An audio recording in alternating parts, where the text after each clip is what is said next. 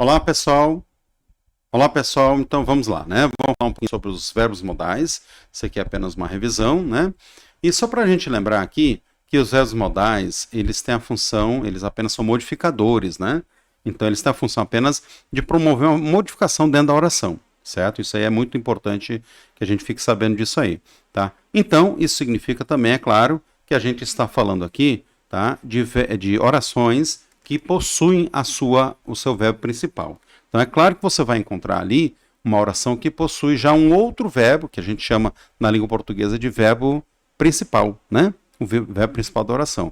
E aí, junto com o verbo principal de oração, a gente vai encontrar também ali o verbo auxiliar, que é o verbo modal. O verbo modal, ele tem a função, né, como na língua portuguesa, de ser um verbo auxiliar, tá certo? Então vamos dar uma lida rapidinho aqui, tá? Então os verbos modais são palavras que acompanham os verbos principais da frase para expressar algum sentido específico. Portanto, nesse caso, ele vai ser um elemento modificador, tá? Os modal verbs apresentam uma segunda ideia que pode ser de possibilidade, pode ser de habilidade, pode ser de obrigação de fazer ou de obrigação de não fazer, né? Pode ser um pedido de permissão ou pode ser uma concessão de permissão, tá? Tudo isso fica ao cargo, então, desses verbos modais. Os principais verbos modais em inglês são will, esse é extremamente famoso, acho que todo mundo conhece, tá? Vamos encontrar também o would, o should, o can, o could, o may, might, o shall e o must, certo? Então vamos falar, claro, do mais famoso deles, né? Que é justamente o will, certo? O will ele é mais famoso porque ele é muito usado, né? Simplesmente porque ele é ele é mais conhecido aí como colocar, né, o verbo no futuro. A função dele é justamente isso, colocar os verbos no futuro, tá? Na verdade, colocar a oração. Então, por exemplo, essa primeira frase que você está vendo ali, I will do it, né? A tradução do jeito que está aí ficaria eu vou fazer isso. Agora, se eu tirar o will, a partícula will, você vai perceber que a oração fica no presente. I do it significa eu faço isso. Então, na colocação do will, vai ficar, então, eu vou fazer isso. Então, essa função do will é promover a oração para o futuro. Dá uma olhadinha na oração, na segunda oração, fica ali, então, I will go to school. Eu irei para a escola. Ao tirar o will, a oração fica no presente. Então, essa é a função aí desse verbo modal, né? De promover a oração para o futuro. Tá certo? Depois vamos ter ali o would, tá? Que ele vai um pouco diferente aí do will, tá? Ele vai mostrar uma possibilidade de algo a ser feito, né? Normalmente, esse verbo auxiliar, ele está presente junto com uma condicional. E o condicional, você sabe que no inglês a gente utiliza o if. Aqui na língua portuguesa a gente usa o se, né? Dá uma olhadinha nos exemplos que você pode observar ali. I would do it if I had time to, né? Tá? Então vou até marcar aqui com vocês, se eu botar aqui meu ponteirinho, né? Ó, botar mais fininho, eu vou marcar aqui, ó, o if está presente nessa oração e o if também está presente nesta oração aqui. Né? Então o if ele sempre vai estar presente, ou normalmente vai estar presente nas orações onde a gente vai ter o would. Tá? Então, I would do it if I had time to. Eu faria isso, olha a condicional, se eu tivesse tempo. Né? A condição é eu fazer isso se eu tiver tempo. A segunda oração fica aí, if I was, ele apenas inverteu as frases, né? Tá certo? Colocou a condicional no início, uma coisa que é muito simples a gente faz isso muito no português. Então fica assim, if I was you, se eu fosse você, certo? I would stop smoking. Eu pararia de fumar, certo? Então aí também a condição é eu ser você. Se eu fosse você, essa é a condição. Eu pararia, ou seja, se eu realmente fosse você, eu não estaria fumando, né? Eu também não, certo? Muito bem, então dessa forma a gente constitui aí, então, o would, ele se comporta dessa forma aí, tá? Depois vamos ter o should, tá? O should ele também indica essa situação, né? Ele vai mexer com o tempo do verbo principal também, vai colocar lá no futuro do pretérito também, tá certo? Então ele é usado para algo que deveria ser feito, mas que ainda não foi feito. certo? Uma atividade que você sabe que você deveria ter feito, por exemplo, né? E não fez, tá? Ou outra pessoa, né? Não especificamente eu. Dá uma olhadinha ali, tá? I should do it, but I still didn't have time. Quer dizer, eu deveria fazer isso, eu tenho consciência que eu deveria ter feito isso, tá? Mas eu ainda não tive tempo, certo? O segundo exemplo, você pode observar que da mesma forma é uma cobrança de uma coisa que deveria ter sido feito e que não foi, né? You should stop smoking. Você deveria parar de fumar há muito tempo, né? Então é mais ou menos essa relação temporal e também de relação com relação a função, a obrigação, não a obrigação, porque o should ele não indica obrigação, mas uma coisa que deveria ter sido feita há algum tempo já e não foi feito, certo? Essa é a ideia. É uma cobrança sim, mas não com o mesmo sentido de obrigação, porque a obrigação a gente vai trabalhar já com o verbo auxiliar must, e o que pode ser substituído pelo have to, certo? Já a gente chega lá com ele aí.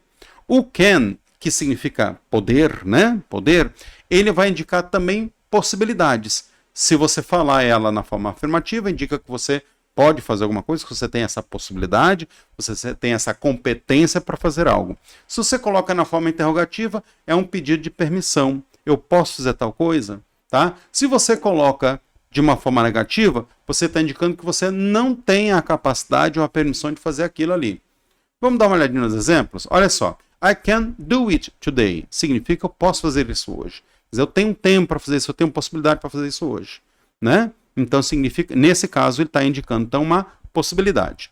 I can stop smoking if I wish. Significa literalmente eu posso parar de fumar se eu quiser, né? Não parei de fumar até agora por quê? Porque eu não quis. Não é que eu não possa, né? Essa frase significa isso, né? Muito bem. Terceira frase. I can go away. Eu posso ir embora. Eu estou indicando que eu tenho essa possibilidade. Eu vou porque não vou porque eu não quero, certo? Então, I can't go away, eu posso ir embora. Agora, se eu colocasse na forma negativa, I can't go away significa que eu não consigo ir embora, ou eu não tenho essa permissão para ir embora. Eu não posso ir embora agora, ou porque o meu chefe não permite, ou porque o horário não deixa, ou porque não tem um meio de condução, né? Não tem um meio de transporte, seja o que for. Mas indica, então, uma impossibilidade. Na forma negativa, mas aí está na forma afirmativa, né? Agora, na forma interrogativa, é um pedido de permissão. Olha só, na quarta frase ali, can I go away? Você pergunta, por exemplo, para o professor, eu posso ir embora? Né? Então, um pedido de permissão. A partir do instante que a pessoa lhe dá um sinal de positivo, você vai embora. Se não, você permanece, né? Então, can I go away? É uma forma interrogativa. Nesse caso, é um pedido de permissão. E aí você observa agora que nós temos também uma solicitação, um pedido. Olha só, Alan, can you close the door? Nesse caso é um pedido. Eu estou pedindo para o Alan fazer alguma coisa. Então, Alan, você pode fechar a porta? Eu só queria que vocês observassem agora a estrutura dessa frase, porque a gente vai agora mudar de tela e vou trabalhar com outro verbo modal, mas eu repito esta frase, né? E aí você vai ver a diferença dessa frase usando o can e usando o outro verbo modal, que no caso aqui vai ser o could, né? Olha lá embaixo. Vamos começar então por baixo agora, tá? Alan, could you close the door? Você já pode observar que essa frase, antes eu utilizei o can, né? Certo? Você pode observar que antes havia o can, tá? Pode observar agora. Agora o could, ele dá um efeito um pouco mais formal à frase.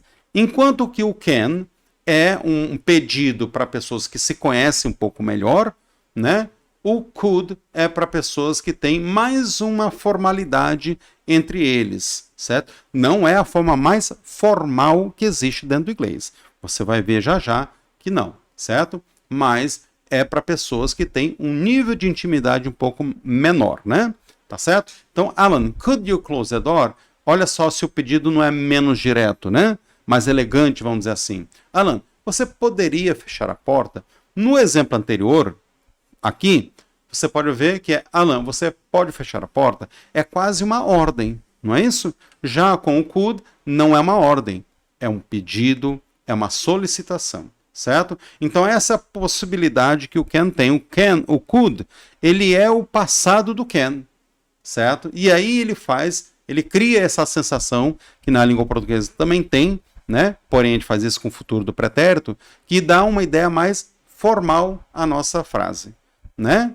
Em vez de falar, pegue aquele pão para mim, eu falo, poderias pegar o pão? Eu deixo a oração mais elegante, certo? Mais formal. Quando eu estou utilizando aqui a palavra elegante, mas entendo que quando eu falo elegante, significa que ele é mais formal, ele é mais cuidadoso.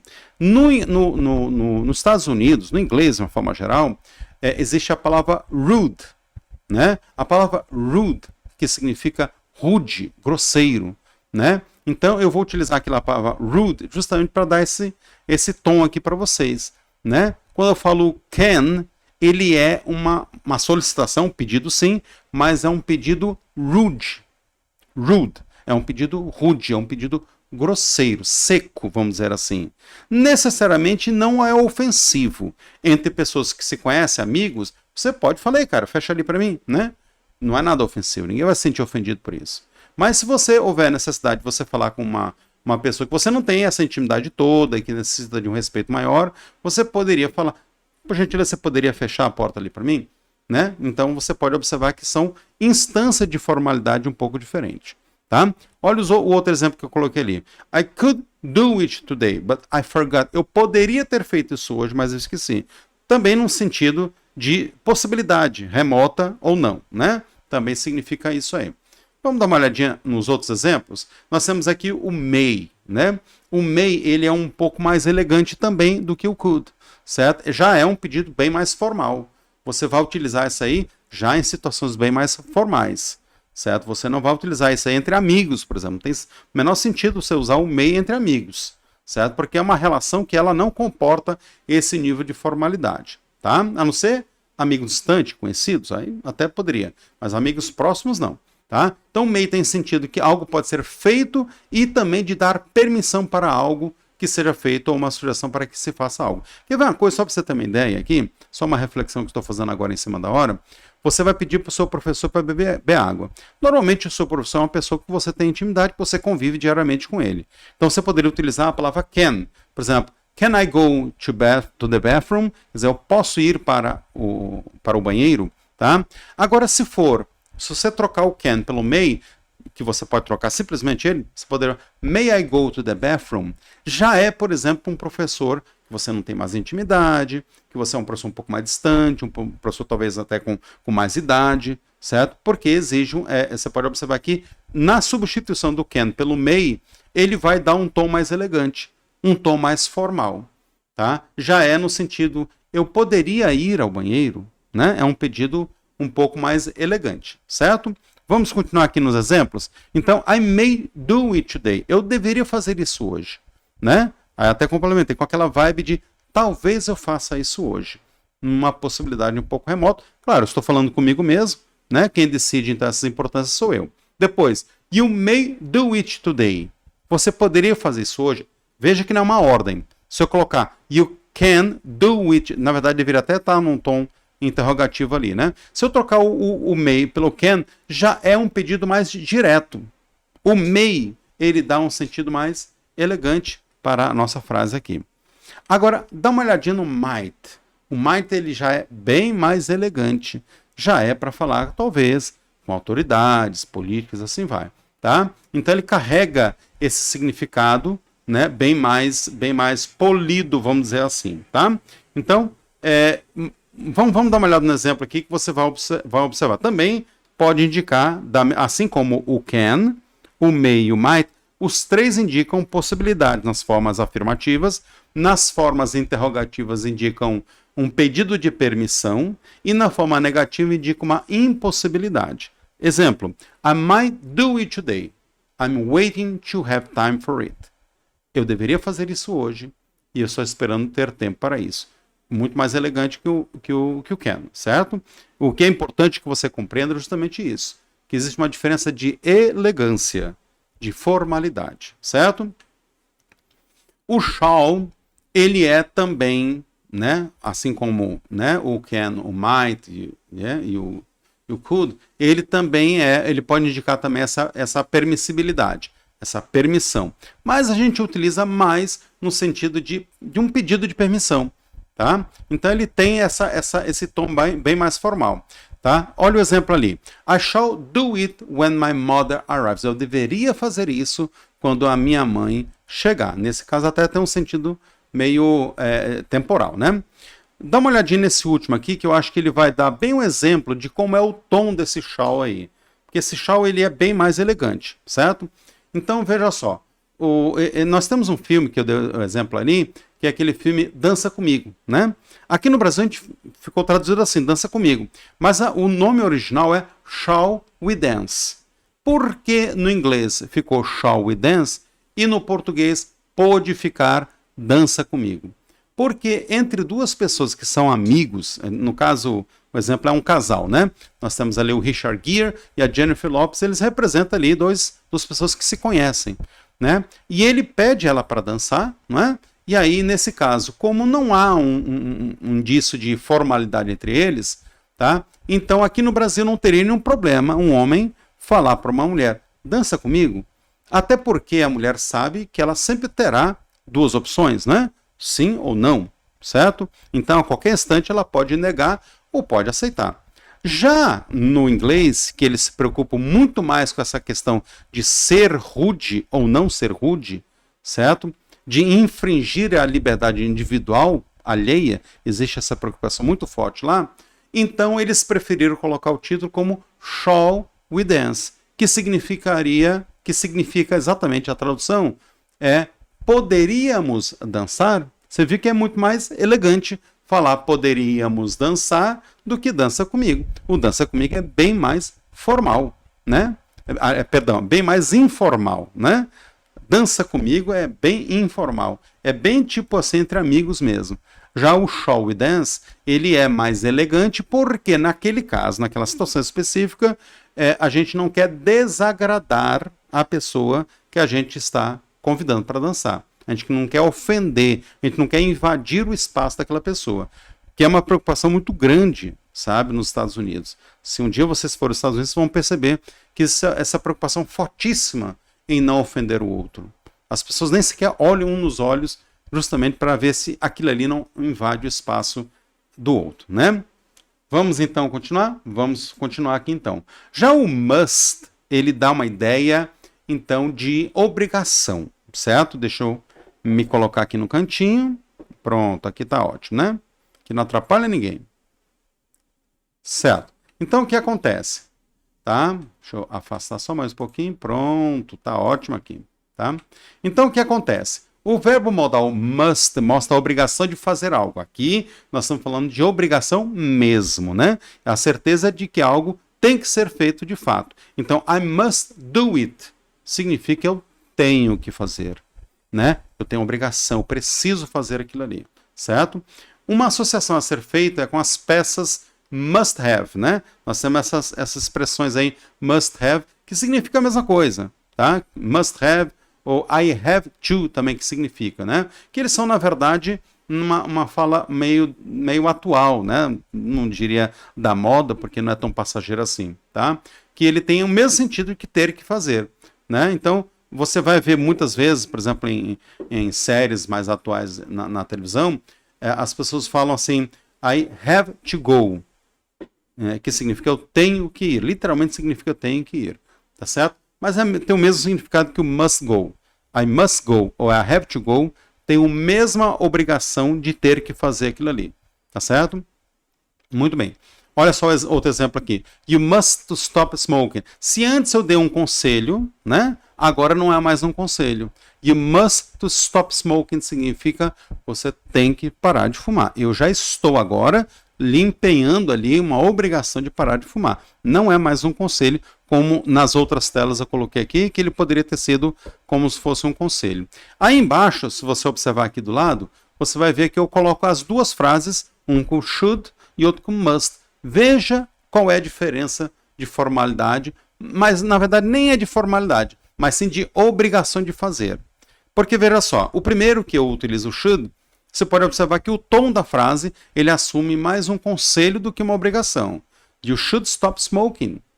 É um conselho. Você deveria parar de fumar, né? Agora, a última oração, onde eu troco o should por must, ele dá um tom de obrigação. You must stop smoking, né? Você tem que parar de fumar. Você entendeu a diferença entre o should e o must? Pois é, essa é que é a diferença entre a obrigação de fazer ou não fazer. Pessoal, eu coloquei aqui uma tabelinha, não sei se eu vou conseguir escapar aqui, uma tabelinha que você pode tirar até um print, eu vou sumir um pouquinho enquanto você tira o print aí, tá? É como se fosse um resumo de tudo aí. É um mapa mental mesmo, certo? Onde a gente vai encontrar ali lá em cima o can, né? Onde ele pode expressar habilidade. Na segunda opção, solicitar permissão. Claro, nas orações interrogativas, tá? Depois nós temos o uso do may, né? Indicando possibilidade ou solicitar permissão, porque eles têm a mesma situação que o can, tá? Mas logo abaixo nós temos o must, que indica sempre uma obrigação, né? Tá? Ou alguma coisa que realmente você acredita piamente. Por exemplo, olha o exemplo ali, né? Expressar alta crença. He must be over 75 years old. Né? Ele deve ter, né, mais que 75 anos. Tá? Então, a pessoa realmente acredita nisso aí. Tá? Por isso que a pessoa utilizou o must para indicar essa crença. Não tudo bem, é um chute, né? Mas é um chute bem certeiro nesse caso aí. Tá? Should é utilizado para dar conselhos, né? E o should stop smoking, por exemplo, que foi o exemplo que eu dei já há algum tempo atrás. Would, ofertar algo. Would you like a glass of water? Né? Você poderia, né? É bem elegante isso aí, né? A tradução seria você gostaria, olha só como é elegante, né? Você quer, você gostaria de um copo d'água, né? Há uma diferença entre você quer água ou você gostaria de beber um copo d'água, né? Nesse caso, o would ele é bastante elegante. Tá? E o de baixo, would, nas frases com if, né? Que tem a condição que a gente já colocou. If I were you, I would say sorry. Se eu fosse você, eu diria desculpa, eu me desculparia. Tá? Essa é a ideia. Então, esse aqui é um mapa mental que eu gostaria que vocês dessem um print. E esse print aqui também, bem especial, porque ele coloca as palavras polite, que polido, né? Então, você pode observar que ele coloca ali a palavra could e a palavra would como, né, polido, ou seja, são palavras extremamente elegantes, tá? Já do outro lado a gente vai encontrar o can, que ele é informal, ou seja, para você falar entre os amigos mesmo, tá? Já o may, ele é formal, mas os dois aí da direita, o could e o would, eles não são formais, eles são polidos. Para nós, polido e formal aqui no Brasil, eles parecem que essas palavras são sinônimos, não é isso? Tá? Mas no inglês isso não é um sinônimo. Existe uma clara diferença então entre a cultura norte-americana e a nossa cultura, certo? Nós chamamos de formal todo bom tratamento, né, mais elegante, né? E a gente usa então o formal ou o informal entre os amigos, tá? E dessa forma que funciona, tá certo? Bom, pessoal, é isso aí. Essa revisão vai parar por aqui, mas se você tiver dúvida, você sabe que pode a qualquer instante me questionar, tá bom? Até mais então, pessoal. Fui!